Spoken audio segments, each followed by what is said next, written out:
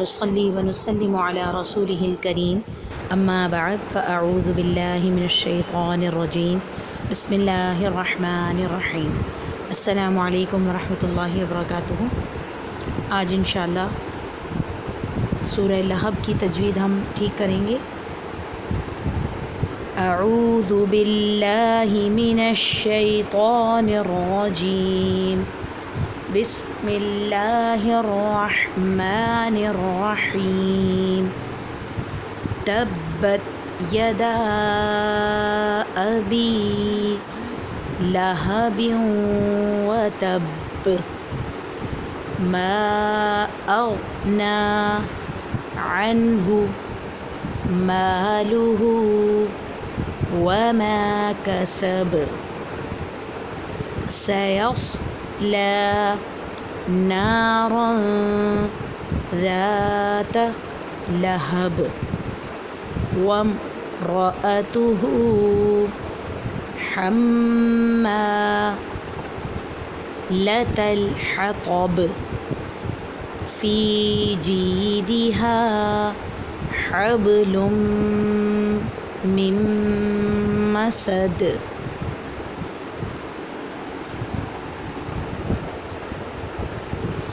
تبت یدا ابی لہب وتب ما اغنی عنہ مالہ وما کسب سیصلی نارا ذات لہب وامرأته حمالة الحطب فی جیدها حبل من مسد صدق اللہ العظیم۔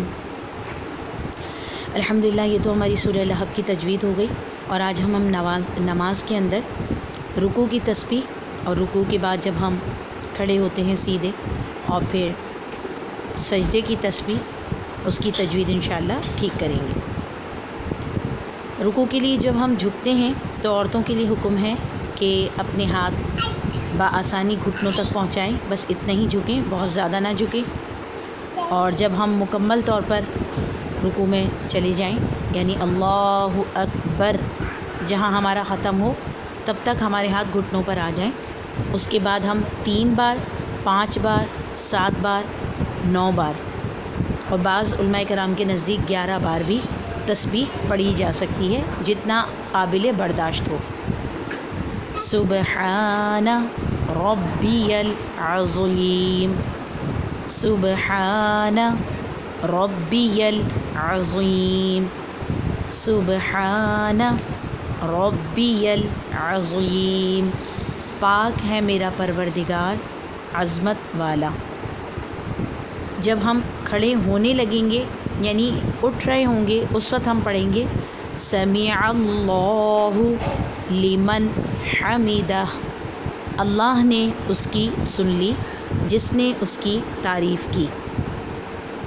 جب مکمل کھڑے ہو جائیں گے بالکل سیدھے، ہمارے ہاتھ نیچے لٹکے ہوئے ہوں گے، اس وقت ہم پڑھیں گے ربنا ولک الحمد، اے ہمارے پروردگار تمام تعریف تیرے ہی لیے ہے۔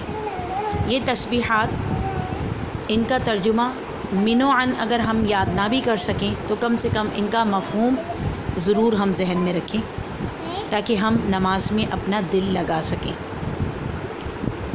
جب بالکل سیدھے کھڑے ہو جائیں گے اور یہ ربنا ولک الحمد پڑھ لیں گے، اس کے بعد بہت اطمینان کے ساتھ اللہ اکبر کہتے ہوئے اس طرح سجدے میں جائیں گے کہ جب ہمارا اللہ اکبر ختم ہو تو ہمارے گھٹنے زمین پر لگ چکے ہوں۔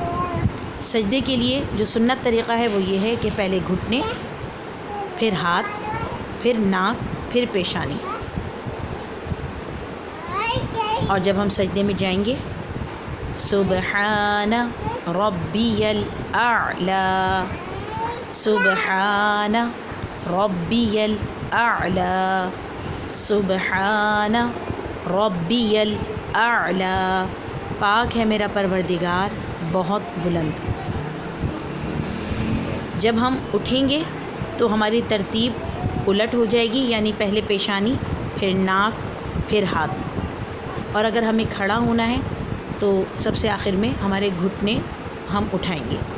اللہ اکبر کہتے ہوئے اتنا ہم اللہ اکبر کہیں گے کہ ہم جب کھڑے ہو جائیں اللہ اکبر کہتے کہتے ہم کھڑے ہوں.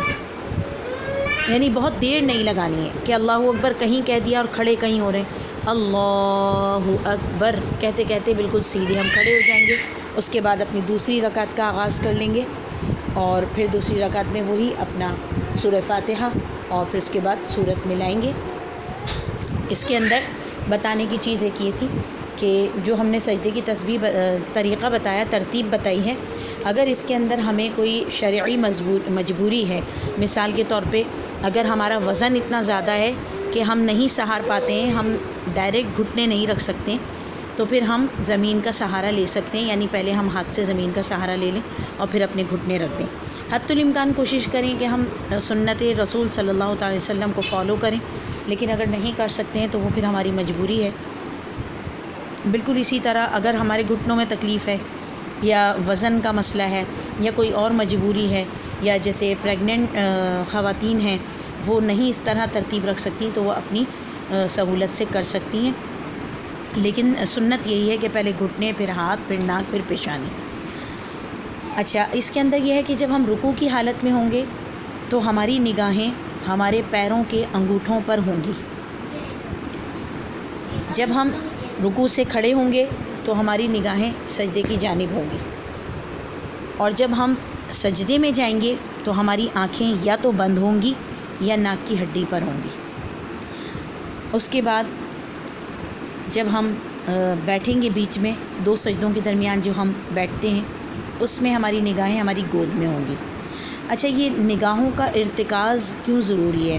نگاہوں کا ارتکاز اس لیے ضروری ہے کہ علماء کرام فرماتے ہیں کہ جب ہم نماز کے اندر اپنی نگاہوں کا ارتکاز رکھتے ہیں، یعنی متوجہ رہتے ہیں، تو ایک تو یہ کہ ہم نماز سے باہر نہیں جا پاتے، ہمارا ذہن باہر نہیں جاتا، کیونکہ جب ہمیں یہ خیال رکھنا ہوگا کہ اب مجھے نظر کہاں رکھنی ہے، اب مجھے نظر کہاں رکھنی ہے، تو نماز سے ذہن باہر نہیں جائے گا. دوسری چیز یہ ہے کہ نظر کا ارتکاز انسان کو مراقبہ سکھاتا ہے، تعلق مع اللہ، توجہ الی اللہ سکھاتا ہے. یعنی ایک جانب ہم دیکھ رہے ہیں. اب جب اگر ہم رکوع کی تسبیح کوشش کریں کہ اگر ہم 3 دفعہ پڑھتے ہیں تو اس کو تھوڑا سا بڑھا لیں اور اطمینان سے پڑھیں. یہ نہیں کہ ہم بہت تیزی سے سبحان ربی الاعلیٰ، سبحان ربی الاعلیٰ، سبحان ربی الاعلیٰ، اس طرح نہیں. حضور نبی کریم صلی اللہ تعالیٰ علیہ وآلہ وسلم نے اپنے ایک صحابی کو فرمایا کہ آپ جب نماز پڑھیں تو اس طرح پڑھیں کہ آپ کے اپنے کانوں کو سنائی دے. اس میں 2 باتیں آ جاتی ہیں. کانوں میں سنائی دینے کا مقصد یہ ہے کہ ایک تو اتنی آپ کی آواز ہو کہ مثال کے طور پہ میں نماز پڑھ رہی ہوں تو سبحان ربی الاعلیٰ، سبحان ربی الاعلیٰ، سبحان ربی الاعلیٰ، اتنی آواز ہو کہ میرے کانوں کو سنائی دے کہ میں کیا پڑھ رہی ہوں. دوسری چیز یہ کہ جو آپ پڑھ رہے ہیں وہ آپ کو خود سمجھ میں آئے کہ آپ کیا پڑھ رہے ہیں. ایسا نہ ہو کہ ہمیں معلوم ہی نہیں ہے کہ ہم کیا پڑھ رہے ہیں، اتنی تیزی سے ہم اس کو خلط ملط کر رہے ہیں، الفاظ کو مروڑ رہے ہیں. تو آپ خود سوچئے ایسی نماز کا کیا فائدہ. نماز کا مقصد یہ ہے کہ اپنے ہر جوڑ پر اللہ کی تسبیح اور تحمید بیان کرنا. گھٹنوں پہ ہاتھ رکھے ہوئے ہیں تو سبحان ربی العظیم کہہ رہے ہیں، گھٹنے تسبیح کر رہے ہیں. سیدھے کھڑے ہو رہے ہیں تو ہمارا پورا بدن تسبیح کر رہا ہے. سجدے میں جا رہے ہیں تو ہمارا دل بھی سجدے میں گرا ہوا ہے، ہمارا پورا سراپا سجدے میں گرا ہوا اللہ کی تسبیح بیان کر رہا ہے. تو وہ تسبیح بھی تو پھر ایسی ہونی چاہیے نا کہ جو ہماری روح میں اتر جائے. نماز کا تو مقصد ہی ارتکاز ہے، یعنی کہ مراقبہ. اللہ کے لیے کچھ وقت ایسا نکالنا اپنے رب کے لیے کہ جو صرف اللہ کی یاد کے لیے مختص ہو. جب ہم اس چیز کو سمجھیں گے تو نماز ہماری خوبصورت ہوگی. آپ دیکھیے اس وقت ہر مذہب مراقبے کی تلقین کر رہا ہے. ہندوازم بھی مراقبہ بتا رہا ہے، عیسائیت بھی مراقبہ بتا رہی ہے، یوگا بھی آپ کو مراقبہ سکھاتا ہے. اللہ نے اپنے بندوں کے لیے 5 وقت مراقبہ متعین کیا ہے، اور یہ صرف ایک مراقبہ نہیں ہے، یہ ایک پوری ورزش بھی ہے. آپ کے ہر جوڑ کی تسبیح بھی ہے، آپ کا دوران خون بھی تیز ہو رہا ہے اور آپ کو عبادت کا ثواب بھی مل رہا ہے اور آپ اللہ کے قریب بھی ہو رہے ہیں، آپ کی مناجات بھی ہو رہی ہے، آپ کی اللہ سے گفتگو بھی ہو رہی ہے اور آپ کو سکون بھی حاصل ہو رہا ہے۔ تو یہ نماز کیا ہے؟ یہ ایک میڈیٹیشن ہے، یہ مراقبہ ہے۔ تو مراقبے کی کیفیت تبھی حاصل ہوگی جب ہم اس کو خشوع سے پڑھیں گے، اور خشوع ہمیں تبھی ملے گا جب ہم وقت پہ نماز ادا کریں گے۔ اگر ہم فجر کی نماز آخری وقت میں پڑھ رہے ہوں گے تو ہم نماز کو پکڑیں گے یا خشوع کو پکڑیں گے؟ عصر کی نماز ہم مغرب سے 10 منٹ پہلے پڑھیں گے تو ہم نماز پکڑیں گے یا خشوع پکڑیں گے؟ تو نماز کے لیے ایک تو عادت بنا لیں کہ اذان ہو اور آپ فوراً نماز کی طرف متوجہ ہو جائیں، اور جب آپ نماز کے لیے کھڑے ہو جائیں تو آپ کے ذہن میں یہ بات ہونی چاہیے کہ اب میں مراقبے کی کیفیت میں جا رہی ہوں، میں فی الوقت نماز کے اوقات تک، یعنی جب تک میری نماز ادا ہو رہی ہے میں دنیا سے کٹ گئی ہوں۔ آپ نماز کی اگر تھوڑی سی ڈیٹیل کے اندر دیکھیں، معذرت کے ساتھ آج کلاس تھوڑی سی لمبی ہو رہی ہے، لیکن میرا دل چاہ رہا تھا کم از کم رمضان کے مہینے میں ہماری نمازیں بہت خوبصورت ہو جائیں۔ اگر آپ نماز کو دیکھیں تو اللہ نے نماز میں ہر عبادت کا جز رکھا ہے۔ کلمہ ہے توحید، لا الہ الا اللہ محمد رسول اللہ، نماز کے اندر دوسرا کلمہ موجود ہے۔ نماز تو ہے ہی نماز، پھر اس کے بعد روزہ ہے۔ روزے میں کیا ہے؟ آپ کو کھانا پینا نہیں ہے۔ نماز میں روزے کی بھی شان ہے کہ جب آپ نماز کے لیے کھڑے ہو جاتے ہیں تو آپ کچھ کھاتے پیتے نہیں ہیں۔ اپنے بدن کو پاک کر کے، پاکی صفائی کے ساتھ ہم کھڑے ہوتے ہیں۔ زکوٰۃ کا مقصد ہے مال کو پاک کرنا، اور ہم زکوٰۃ دیے ہوئے مال میں سے کپڑے لباس پہن کے ہم کھڑے ہوتے ہیں۔ زکوٰۃ کی بھی شان ہے۔ پھر حج کیا ہے؟ اللہ کی یاد، اللہ کو یاد رکھنا، اللہ کے گھر کے گرد چکر لگانا۔ نماز کیا ہے؟ اللہ کے گھر کی طرف رخ کر کے نماز پڑھنا، اللہ کی یاد کو قائم کرنا۔ اس میں حج کی بھی شان شامل ہے۔